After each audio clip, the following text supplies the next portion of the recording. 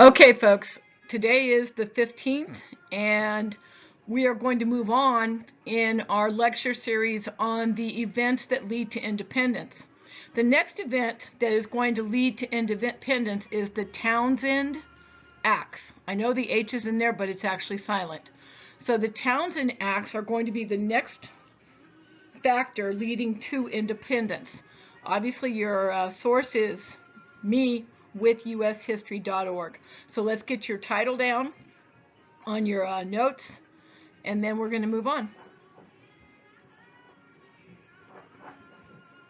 Okay, moving on. Let's talk about the fact that the Stamp Act had been repealed.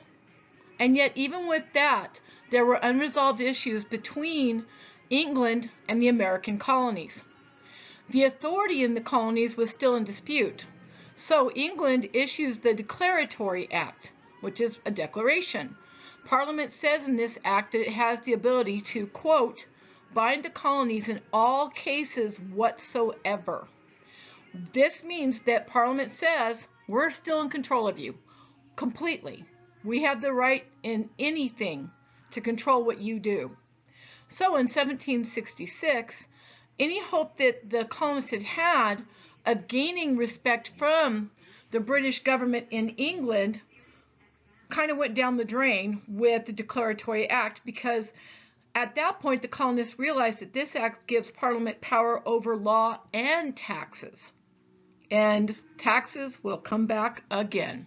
So let's move on to the title of today's lecture, which is about Charles Townshend. Without much time passing at all, taxes came back into being. Townshend was the British Chancellor of the Exchequer, which basically means he was the official who oversees the Treasury. And he went to Parliament's House of Commons and got them to pass an import tax on glass, paper, lead, and tea. This is the first part of the Townshend Acts. Now, here we are, right back at goods being sold to the colonists. They're going to have a tax on them, and these are important goods. They need them in order to make things and to lead daily life. And of course, you've got to have your tea. Once again, remember that the colonies have been upset since 1760-ish because they have no one representing them in Parliament.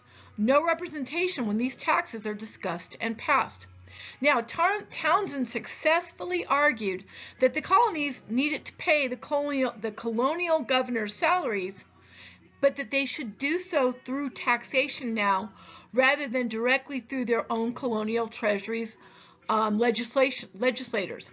Because the colonists had been paying these royal governors. Remember, the royal governors run the colonies for the crown, for the British government, but they were being paid by the colonial legislation and through those treasuries, which meant that the colonists could basically hold their paychecks over their heads. Either do what we want or we won't pay you your money.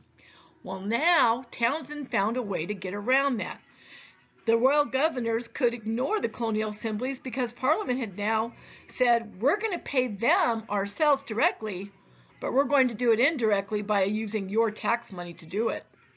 So that creates yet another problem in the colonies, because now the royal governors are more in control of the crown or the government, the crown or the government, same thing, than they had been before. Now, remember, they're called the Townshend Acts. So it's not just passing taxes. It's also got a few other elements to it, one of which is the creation of the American Board of Customs Commissioners. This group would be created and would live in the colonies to enforce the new tax policy. Not only were they there to make sure the taxes were paid and collected, they got bonuses for every smuggler who was caught and convicted. And remember, smugglers who were caught were tried in the Admiralty courts, which had no juries anymore. So getting convictions and getting a bonus became much easier. And there's more. Townshend's acts had the New York legislature suspended. That's the New York governing body, the New York Assembly, because they were not supplying the British troops sufficient supplies. The troops had complained that New York wasn't taking care of them, and so Townshend just declared them suspended. You think this might cause a showdown? We're headed there. And of course, the picture is of Charles Townshend, who was the Chancellor of the Exchequer. Okay, he sponsored those acts because he believed that the British needed to assert their authority over the colonies, and they needed to increase revenue, money coming in from the colonies into the treasury. All right, so the colonists are going to react to the Townshend Acts. In Massachusetts, the Massachusetts legislature writes a very important document called the Boston Non-Importation Agreement of 1768, which is a fancy way of saying boycott. Again, remember there was a boycott before against the stamp tax, and that caused the stamp tax to be repealed. Well, we're doing it again. And it had 5 points.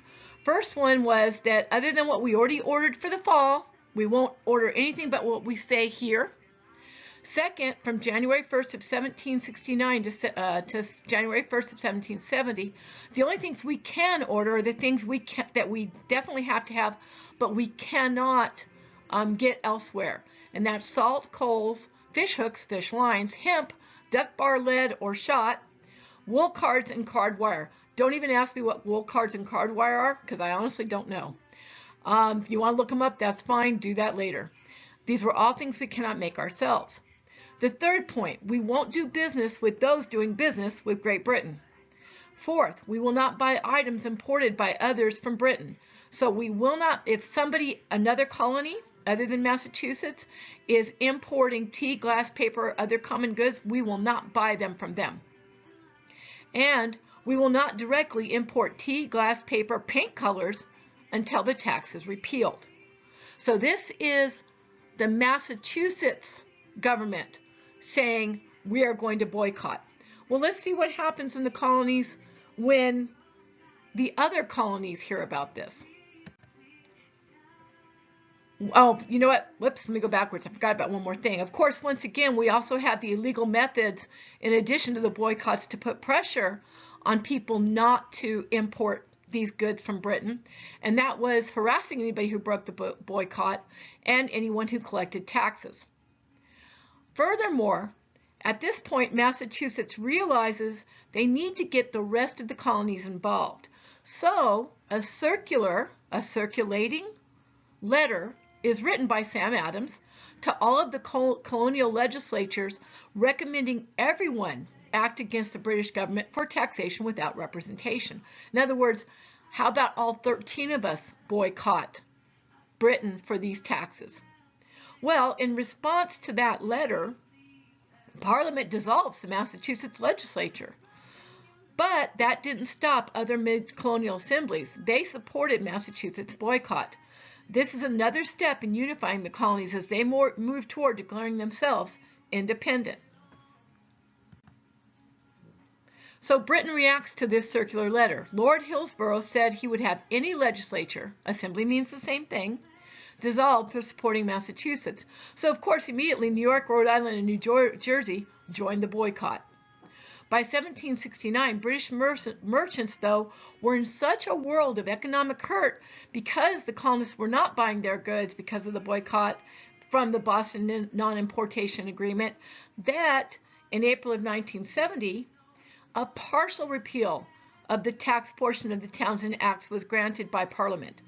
But, very significantly, the tax on tea remained in place. Meanwhile, martial law had been put into place in Massachusetts, but primarily in Boston. And what that means is that the British military is occupying Boston, and that they are the ones who enforce the law. So what's coming next is our discussion of the Boston Massacre. All right, go ahead, find someone who has finished their notes too. Do your collaboration, write your questions, and write your answers. As we continue to create these notes, we will be using them because tomorrow, I am going to talk to you about your fake book presentations, your fake book projects, and you will be using these notes to help you with those fake book projects. Alrighty, get to work.